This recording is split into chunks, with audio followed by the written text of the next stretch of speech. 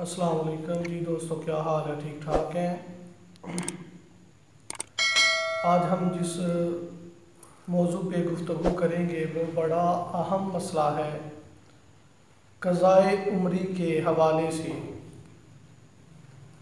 रमज़ानुल मुबारक में कुछ लोगों का नज़रिया ये है, एक गलत बात फैली है कि आखिरी रमज़ान के जो जुमे में अगर 4 रकत नमाज नफल अदा करें क़ज़ाए उम्री के हवाले से, तो पिछली उम्र में जितनी उसने नमाज़ें छोड़ी हैं सबका जो है वो कफ़ारा अदा हो जाएगा, सारी अदा हो जाएंगी। तो इस हवाले से गुफ्तगू करना चाहूँगा। तमाम दोस्त पूरी वीडियो तवज्जो से समाअत फरमाना।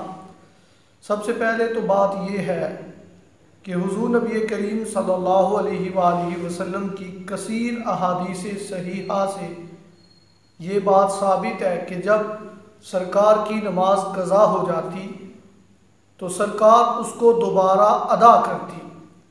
और फिर कुरान मुक़द्दस में इरशाद है, वैलुल लिल मुसल्लीन अल्लज़ीना हुम अन सलातिहिम साहून, हलाकत है उन नमाजियों के लिए जो अपनी नमाजों को सुस्ती से अदा करते हैं। तो अब एक जगह तो नमाज सुस्ती से अदा करे तो उसके ऊपर अल्लाह जो है सख्ती करता है, और एक पढ़े ही ना और वो समझे कि मैं जो हूँ वो बरीउ ज़ुम्मा हूँ और रमज़ान के आखिरी जुमे में 4 रकत पढ़ लूँगा या रमज़ान के दिनों में 4 रकत नफल पढ़ूँगा और मेरी जो है वो सारी ज़िंदगी की नमाजों का कफ़ारा अदा हो जाएगा। तो ये कहाँ जहालत, कोई ऐसी हदीस नहीं है, ये मन गढ़ंत रवायत है, अपनी तरफ से किसी ने बनाई हुई है। जो जैली सूफिया हैं इन लोगों ने बनाई हुई है लोगों में अपनी वाह बनाने के लिए, वगरना ऐसी कोई बात नहीं है। एक बात याद रखें, आला हज़रत ताजदार बरेलवी अलैहि रहमा से यही मसला किसी ने पूछा, फतावा रिज़विया में इसकी बहस है कि जनाब ये जो लोग क़ज़ाए उम्री अदा करते हैं तो क्या ये क़ज़ाए उम्री अदा करने वाले जो हैं ऐसे कोई रिवायत है और ऐसे क़ज़ाए उम्री हो जाती है, पीछे नमाजें माफ़ हो जाती हैं?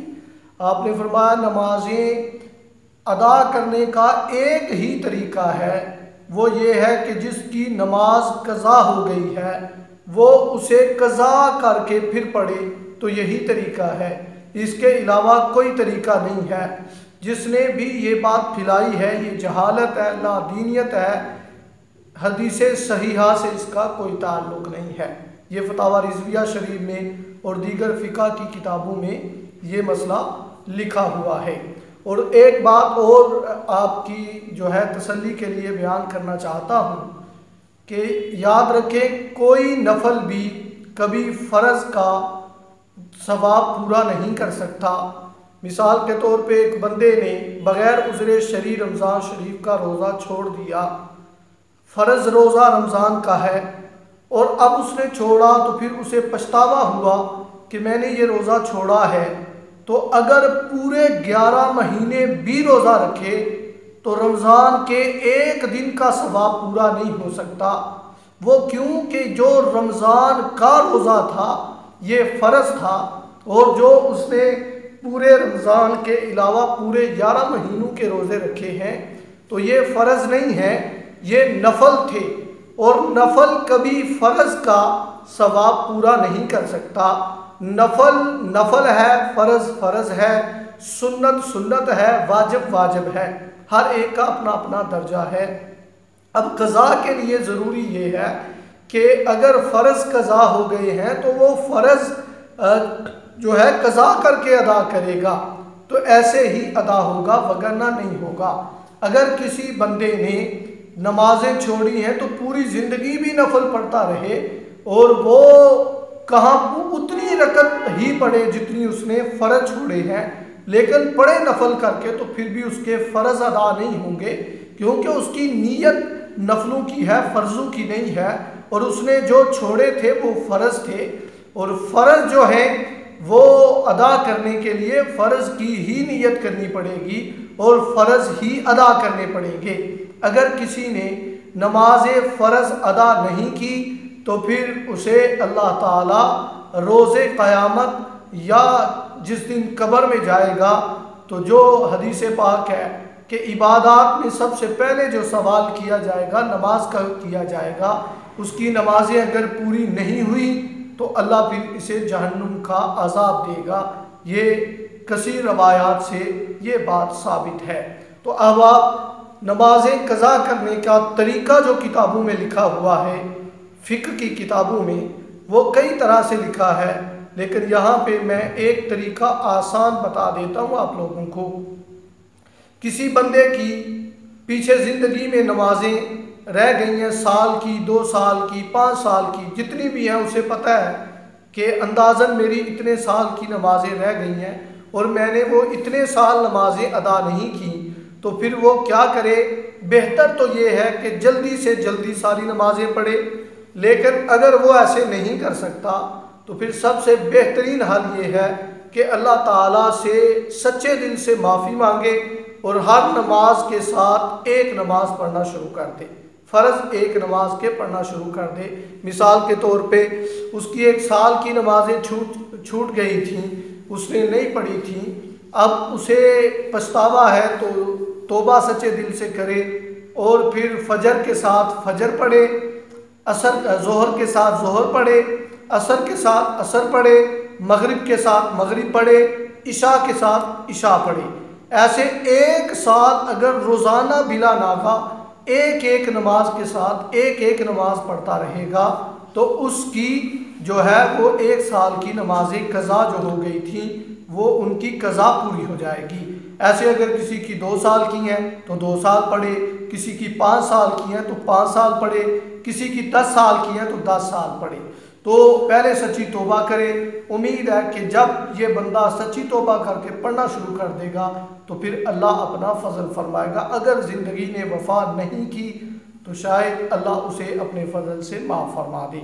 तो अहबाब, ये कज़ा का एक ही तरीका है और ये जो कज़ाए उम्री चली है ये कोई नहीं है।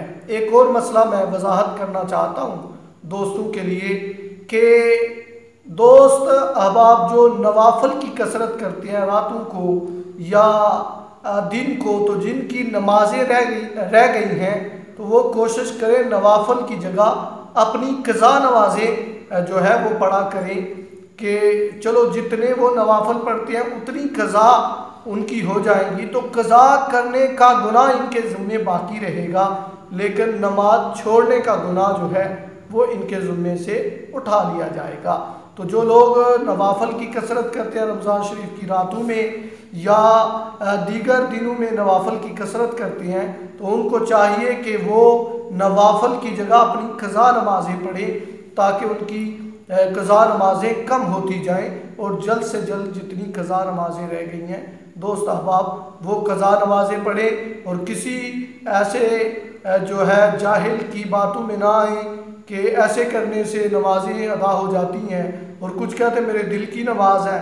तो भाई कोई कज़ाए उम्री का ये तरीका किसी हदीस से सहीहा में नहीं मिलता, ये महज इफ्तरा है, लोगों ने अपनी तरफ से बांधा हुआ है कि 4 नफल पढ़ो और पूरी ज़िंदगी के फ़र्ज़ों का कफ़ारा हो गया।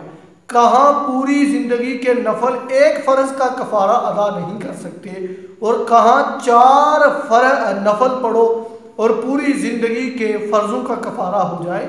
ये तो जहालत नहीं, जहालत से भी बदतर कोई बात अल्फाज नहीं है जिन्हें कहा जाए वो है। तो अहबाब आपसे गुजारिश है कि ये मेरी वीडियो जो है ये आगे जितना आप पहुंचा सकते हैं इसको डाउनलोड करके वो पहुंचाएं, लोगों को इसका लिंक शेयर करें ताकि ज़्यादा से ज़्यादा लोग जो इस बात के गलत मसले में फंसे हुए हैं अल्लाह उन्हें इससे निकलने की तौफीक अता फरमाए। अस्सलाम वालेकुम।